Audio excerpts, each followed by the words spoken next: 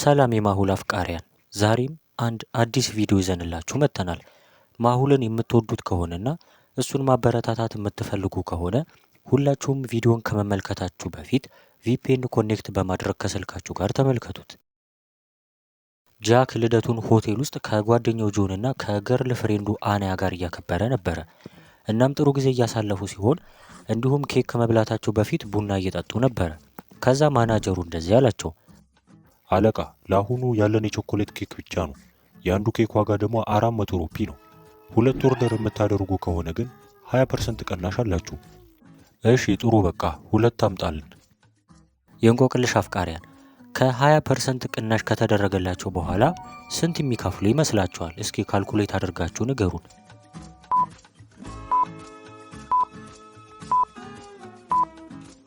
የአንዱ ቾኮሌት ኬክ ዋጋ 400 ሩፒ ከሆነ የሁለቱ ደግሞ 800 ሩፒ ይሆናል። ስለዚህ የ820% ደግሞ 160 ነው። ይህ ማለት የ160 ሩፒ ቅናሽ ተደርጎላቸዋል ማለት ነው። ስለዚህ አጠቃላይ የሚከፍሉት 640 ይሆናል ማለት ነው። ከቆይታ በኋላ አስተናጋጁ ኬኩን ጠረጴዛ ላይ ያስቀመጠላቸው። ከዛ ጃክ ኬኩን መቁረስ ጀመረ። ሌሎቹም መብላት ጀመሩ። ነገር ግን በድንገት ጃክ መፍሰስ ጀመረና ወደ መሬት ወደቀ። ጆንና አኒያ ደግሞ ወንበር ላይ ያስቀመጡት። ነገር ግን ጃክ ሊነቃ አልቻለም። የካፌው ማናጀርም ጃክን ከጓደኞቹ ጋር በመጫን ወደ ሆስፒታል መሄድ ጀመሩ።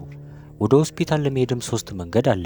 አንደኛው መንገድ ወደ ቼታክ ድልድይ የሚወስድ ሲሆን ከሆስፒታሉ ጋርም 4 ኪሎ ሜትር ይራራቃል። ሁለተኛው ደግሞ ኤምኤልቢ ሮድ ይባላል። እሱም ደግሞ ምንም አይነት ትራፊክ የለም። ሶስተኛው ደግሞ ፓንት ኮሎኒ ይባላል። እሱም አጭር መንገድ ነው፣ ነገር ግን ባለ 1 መንገድ ነው። ሌላ ትልቅ መኪና በተቃራኒው አቅጣጫ ቢመጣ ምንም መውጫ የላቸውም እና ወደ ሆስፒታሉ ለመውጣት የትኛውን መንገድ መምረጥ አለባቸው?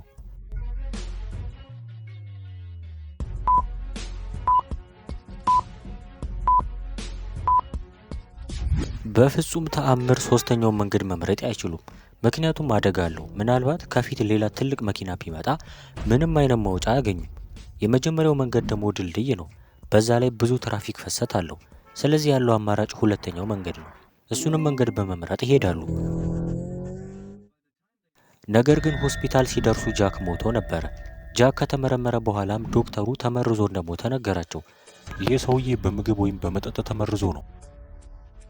የጃክ ገርል ፍሬንድ አናያ ግን የካፌው ማናጀር ነበር የጠረጠረችው። ለምንድን ነው ኬኩን የመረስከው? ካንተ ራስ አልወርድም። በፍጹም አይሆንም።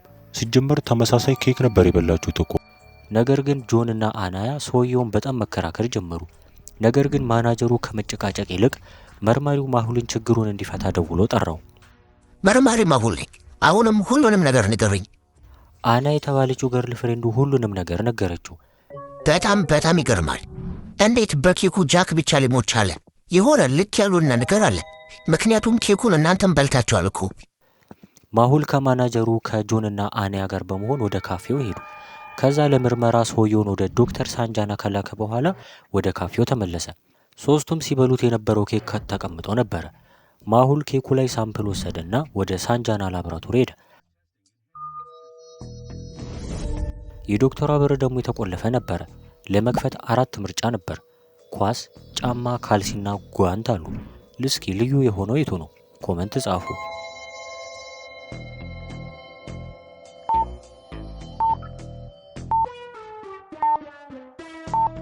ኳስ፣ ጫማና ካልሲ ከእግር ጋር ይገናኛሉ። ነገር ግን ጓንት የእጅ ነው። ስለዚህ የተለየው እሱ ነው ማለት ነው። ማሁል የጓንት በተኑን ተጭኖ በሩን ከፈተው። ወደ ውስጥ ሲገባም ዶክተሯ የቾኮሌት ኬክ እየበላች ነበረ። ዶክተር ሳንጃና፣ ይህ ሰውዬ እኮ የቾኮሌት ኬክ በልቶ ነው የሞተው። አንቺ ደግሞ ኬክ እየበላሽ ነው? በጣም አስደንግጠኸኝ ነበረ። እኔ እኮ ሳልመረምር አልበላም። አዎ ጎበዝ ዶክተር እንደሆንሽ ያውቃለሁ። አሁን ቶሎ ብለሽ የዚህ ሰውዬ መሞት ምክንያት መረመረሽ ንገሪኝ። ቶሎ ማወቅ አለብኝ። ዶክተር ሳንጃና ምርመራውን ጀመረች። ማሁል ደግሞ ቁጭ ብሎ የእንቆቅልሽ ጌሞችን መጫወት ጀመረ።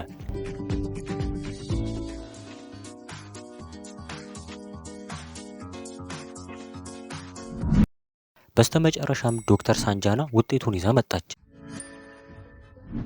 ማሁል፣ ጃክ ኬክ በልቶ አይደለም የሞተው። ከኬኩ በፊት በጠጣው ቡና ተመርዞ ነው። በጣም ይገርማል። ይህ ማለት ጃክ ካፌ ውስጥ በጠጣው ቡና ነው ማለት ነው? ማሁል ምንም ሰኮንዶችን ሳያባክን ወደ ካፌው ሄደ። ከደረሰ በኋላም ሁለቱንም ጓደኞቹን ጠራቸው። አናያ ቡና ጠጥታችሁ ነበረ እንዴ? አዎ አለቃ፣ ኬክ ከመብላታችን በፊት 2 ቡና አዘን ነበር። አሁን እውነቱን ተናገር። ቡናውን መርዝ ለምን አደረግከው? እኔ አልመረዝኩትም አለቃ። እኔ እዚህ ካፌ ምንም አልነካም። እዚህ ቡና የሚያዘጋጀው ሮኪ ነው። እሱን መጠየቅ ትችላለህ። ማሁል ወዲያው ሮኪን አገኘው። እኔ ሳም ለተባለው አስተናጋጅ ነው የሰጠሁት ቡናውን። ምንም የማውቀው ነገር የለም። ይህ ማለት ሳም እጁ አለበት ማለት ነው? ማሁል ሳምን ሲፈልገው ነገር ግን ሊያገኘው አልቻለም። ማንም ሰው ከካፌ እንዳይወጣ ብዬህ አልነበረ? ለምን ዝም አልክ ሲወጣ? አለቃ እኔ ቅድም ወደ ሆስፒታል ሲሄድ ነው የወጣው፣ አላየሁትም።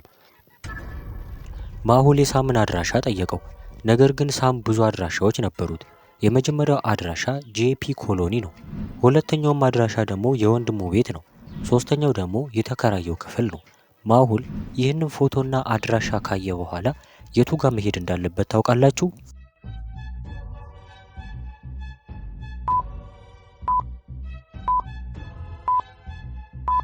ሳም የተከራየው ቤት አጠገብ ካያችሁት ወደ ባስ ስቴሽን ለመድረስ 1 ኪሎ ሜትር ይፈጃል።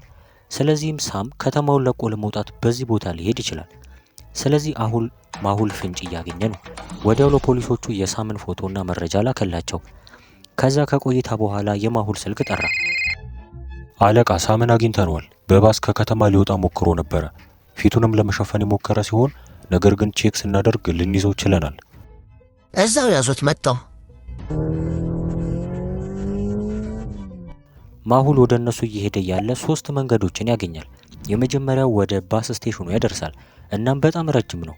ሁለተኛው ደግሞ ወደ ጫካ የሚወስድ ሲሆን መሬቱ ደግሞ ውሃ ያዘለ ነበረ። ሶስተኛው ደግሞ አጭርና ቀላል መንገድ ሲሆን በወንዝ ላይ የተሰራ ስለሆነ ድልድዩ የወንዙ ውሃ ወደ አስፓልቱ ይፈስ ነበረ። እስቲ በደንብ አስቡና ማሁል ምን መምረጥ አለበት?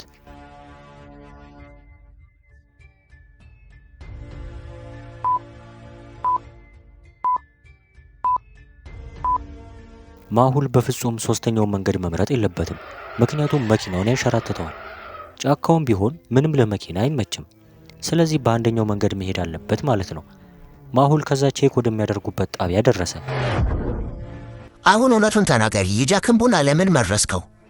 ነገር ግን ልጁ የጃክ ጓደኞች ገንዘብ ሰጥተውት እንደዚህ እንዲያደርግ እንደነገሩት ነገረው። በጣም ያናድዳል። ገዳዮቹ አጠገቤ ነበሩ፣ አላስተዋልኩም እንጂ። ከዛ ማሁል ወደ ካፌው ተመልሶ እነሱን አገኛቸው። ነገር ግን ያለችው አናያ ብቻ ነበረች። ጆን ደግሞ ሄዶ ነበር። አናያ፣ ጆን የታለ ጓደኛሽ? አለቃ ትንሽ ርቦት ስለነበረ ሊበላ ወጥቶ ነው። ይመለሳል፣ ትንሽ ጠብቀው። እሱ መቼም አይመለስም፣ ምክንያቱም ከጃክ መሞት ጀርባ ሲጫወት የነበረው እሱ ነው። ማሁል በፍጥነት ወደ ሱፐር ማርኬቱ ሄደ፣ ግን የለም። ጆን ሳይገኝ ብዙ ቀናቶች አለፉ። ከዕለታት አንድ ቀን ጆን እና አናያ ሆቴል ቁርስ ሊበሉ እንደሆነ ማሁል አንድ መረጃ ደረሰው። በጣም ይገርማል። ይህ ማለት አናያ ሁሌ ታገኘዋለች፣ ስለሱ ታውቃለች ማለት ነው። ማሁል ግን ወዲያው ወደ ሆቴሉ በመሄድ ሁለቱንም ያዛቸው። አናያ፣ ባለፈው ዋሽተሽኝ ነበረ። አሁን ንገሩኝ፣ ምን እየተካሄደ ነው? አለቃ ጃክ ከመምጣቱ በፊት ይሄ ጆን ጓደኛዬ ነበረ። ነገር ግን ጃክ ሁል ጊዜ መሀላችን እየገባ እየረበሸን ስለሆነ ነው ከኛ ለመለየት ቡናውን የመረዝ ነው። ጭቅጭቅና መጣላት በጓደኝነት ውስጥ ያለ ነው። ነገር ግን ሰውየው መግደል አልነበረባቸው። አሁን የእጃችሁን ታገኛላችሁ። ማሁል ሰዎቹን ለፖሊስ አስረከበ። ችግሩ በዚህ ተፈታ። እንደ ማሁል እንደዚህ ጀግና መሆን የምትፈልጉና የማሁል አድናቂ ከሆናችሁ ሰብስክራይብና ላይክ ሳታደርጉ እንዳታልፉ።